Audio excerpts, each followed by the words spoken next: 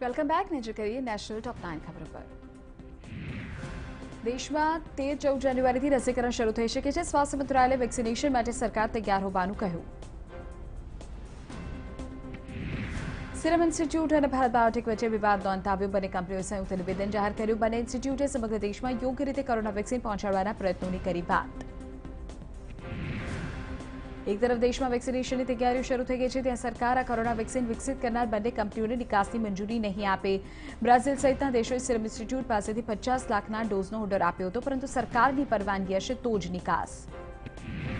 ભારતમાં બ્રિટનવાળો કોરોનાનો નવો સ્ટ્રેન તેજીથી પગપેસારો કરી રહ્યો છે. વધુ 20 લોકો નવા સ્ટ્રેનથી સંક્રમિત પડ્યા. નવા સ્ટ્રેનથી સંક્રમિત 58 લોકો દેશમાં.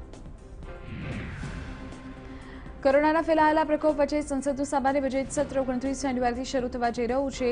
સીસીપીએની ભલામણને આગળ ધરતા હવે રાજ્યસભા અને લોકસભા બંને સદન 4-4 કલાક સુધી ચાલશે.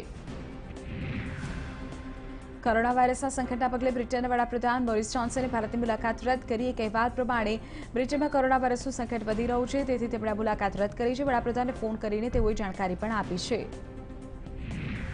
કોરોના પ્રકોપ વચ્ચે દેશમાં બર્ડ ફ્લૂનો ખતરો મંડરાઈ રહ્યો છે. બર્ડ ફ્લૂના ખતરાને પગલે ગુજરાત સહિતના દેશના 6 રાજ્યો એલર્ટ પર છે, જેમાં રાજસ્થાન, મધ્યપ્રદેશ, હિમાચલ પ્રદેશનો પણ સમાવેશ.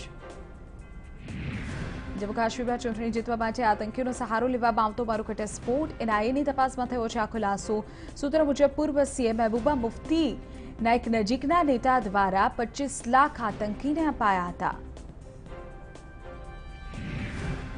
સતત બીજા દિવસે આવકવેરા વિભાગના અધિકારીઓના રોબર્ટ વાડ્રાના ઘરે ધાબા. આઈટીના અધિકારીઓએ બેનામી સંપત્તિના કેસમાં નિવેદન નોંધવા માટે રોબર્ટ વાડ્રાના ઘરે પહોંચ્યા હતા.